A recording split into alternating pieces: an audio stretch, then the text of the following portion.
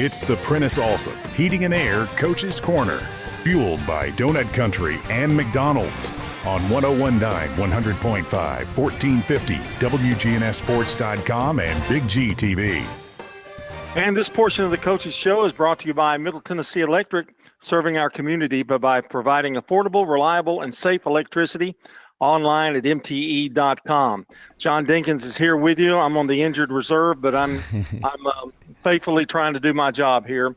And Will Kriesky joins me, the head coach of the Riverdale Warriors. And Coach, it's good to see you. I missed you last week, but I'm glad at least to see you remotely anyway. Yeah. There's a lot of things I want to say right now, but we're on air, John. Wow. I've missed you too. I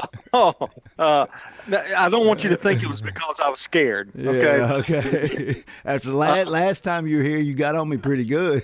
I hadn't forgot about that.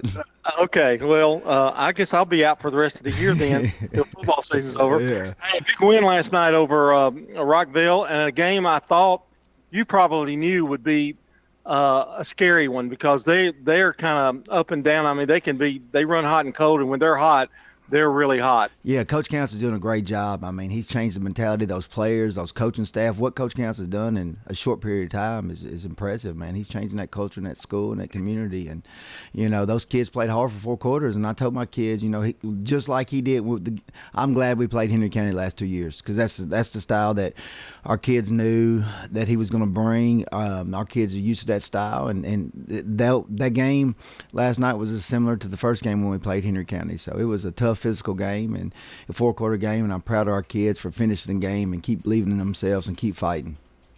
There are games around. Sometimes you'll play and you'll go there.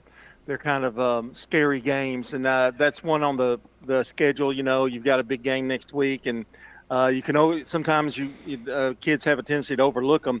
But that really wasn't the case last night. They kind of held their own. Yeah, that's what we told them all week. Rockville was needing that win to secure a playoff spot, and we told them that we were going to get their best shot. And I think our kids saw that. And we had a heck of a second quarter. Our kids played really well in the second quarter. Didn't play as great in the third quarter, but was able to finish the game in the fourth quarter. And then we could have punched one in late, took a knee. Kids were moving the ball, and we did what we needed to do to not let them get the ball back in their hands. I want to talk about some players that stood out last night, and a lot of times we talk about the same guys, but Gavin Hampton has really come on, 14 of 25 for 198 yards, 3 touchdowns. He has really kind of gotten into a comfort zone, hadn't he, at quarterback? Yeah, Gavin played really well. He's settling down with all the receivers, and they're doing a great job. And, he got the ball. I mean, he does a good job getting all of them the ball, and Coach Barnes does a good job with the play calling, and they all executed well. And, they made mistakes, but they kept trusting each other, and Gavin kept trusting the O-line, stepping up, making plays, and, pocket. We ran a option with him, and I'm holding my breath, but, he scampered off and got a good 25-yard run. These teams like Siegel and Rockville and Stewart's Creek, Smyrna, they're all scary. Your defense, though, has really been the most consistent thing, I think, over the whole year.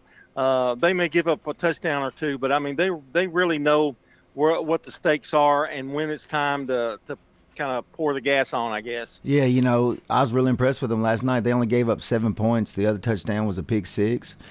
So Coach Rail and the defensive staff did a great job, and to hold Rockville's offense just to 7, I thought that was pretty impressive. Because they're big up front. They got a good quarterback. The receivers they got some receivers that can run. They were fortunate to get those Webb kids, and those kids can run. They're fast. They're just like any other Rutherford County kid. And we had to do a good job tackling on the perimeter last night, and I thought the kids did a great job tackling on the perimeter. And then you have to tackle big Paldo. Paldo's a big guy, and I thought the linebackers, safeties did a great job running to him, tackling him, and wrapping him up. And the kids flew around, trusted the cause, and made plays. When we needed a play made, they made the play.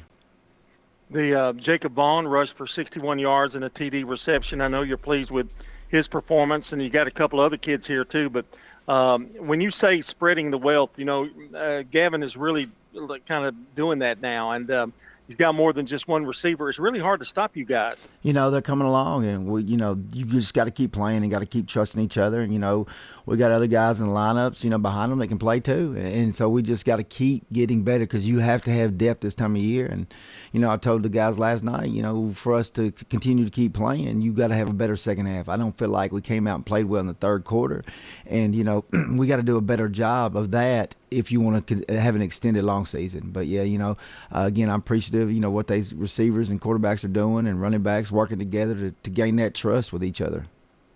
I got a couple other guys to talk about. Luke Tritch, 2 receptions for 61 yards and a TD. And he just keeps on doing his thing week in, week out. Yeah, Luke took a tough hit up in the middle and came off for a few plays, but then got back in. I thought, for a freshman to take a shot like that and then to, take just a series off and then get in is pretty impressive. What he did. Corbin Reynolds, 4 receptions, 61 yards and a touchdown. Again, another great performance and another go-to guy. Yeah, he did a good job. When his number was called, he made plays, caught the ball and caught a great one. That touchdown play was pretty impressive out of him. And Corbin's a special kid, quiet kid. It just comes to work. Let's talk a little bit about the offensive line, and because that is a strength of any team. And you guys. They seem to have really responded this year and had a tough schedule to begin with, trying to learn and get better and better each week. But they've kind of solidified as well and given Gavin a lot more time to throw the football. Yeah, they're still coming along and they still need to improve and get better. But, after losing LB and, trying to figure out pieces and moving pieces around, and they're slowly getting better. And obviously we need a big night at them next Thursday night. But they're doing a good job, and giving Gavin those opportunities to make those plays. Will Kriesky is our guest here on the Prentice Allsup Heating and Air Coach's Corner. And Will, there's one thing about Riverdale now that I see. In order to be successful year in, year out, I think your middle school programs and your coaching staff, they have to kind of get the best out of each and every kid. And it seems like you guys really do a good job of molding kids, even if they haven't come from a successful middle school program, to transfer it over to the high school.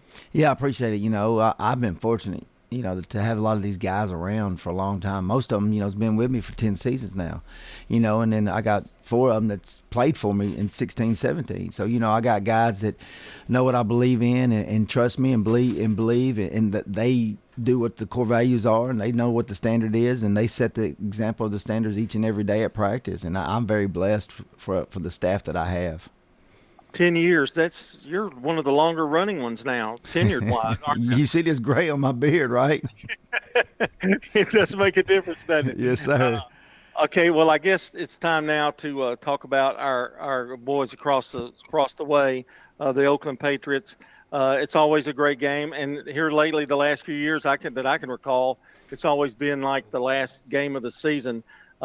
Is that a good thing or a bad thing, or do you see it either way? It doesn't really matter.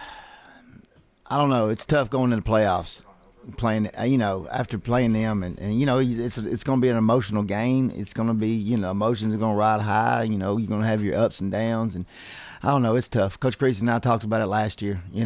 For you to make a run, you got to play this game, and you just add on like this is pretty much a playoff.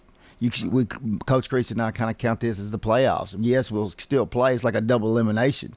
Because you got to have that playoff mentality starting this week. Because we all know Oakland. We know what they are. We know what they're about. They're the best team in the state. And you got to match that. And you got to play physical, and you got to play 4 quarters, and you got to play every down. And 2 things about it, Coach. If you win the game, you've got to worry about a letdown stay in playoff mode. If you lose the game, you've got to worry about, okay, did that affect us mentally that we're not really going to be prepared? Either way, it makes for that first playoff game really tough. Yes, it does, and that's why you see all this gray. It is tough. It's stressful, and that's the things that go through my head, and I try to work on and talk to these kids. But we got a good group. The group last night we threw at Pitt 6 early, and it was 7-0. It was just calm. It was just, you could tell it was a mature football team. not much panic, not much pointing fingers, not much screaming. It was just calm, and the kids just come back, responded, and scored a match at 7-7, and then we went up 14-7, then we went up 21-7. So that, I was glad to see us go down 7-0 and then come back and fight and go up 21-7. You've got to have that mentality too against Oakland too, because there'll be a place in the game where there will be a big play that they'll have, and you've got to respond, whether it's good or bad. You've got to respond. Yeah, exactly. That's what I was trying to stress. With Oakland, they're going to make plays. They got some of the top players in the state. Joel White, he's unbelievable. Both their quarterbacks are phenomenal. Dante Cameron, who we all know well, can run. That kid can run. I watched him every day in practice last year, and he's really good. And we're going to have to wrap him up. We're going to have to tackle him. We're going to have to run our feet, and we have to be successful. We can't have a bunch of missed tackles next week.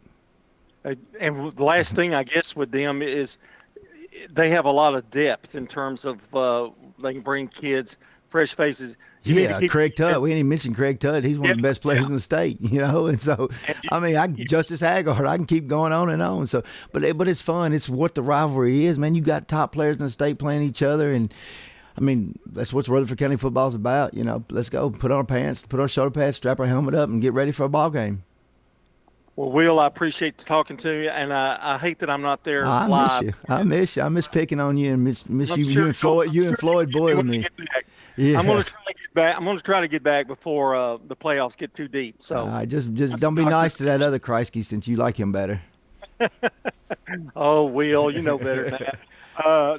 Now he's going to be mad. Okay, this portion of the Coaches Show brought to you by Edward Jones Financial Advisor Lee Colvin, who will work with you to develop a complete, tailored strategy to help you achieve your financial goals. That's Edward Jones Financial Advisor Lee Colvin. When we come back, we'll be talking to Lance White, the defensive line coach for the Smyrna Bulldogs.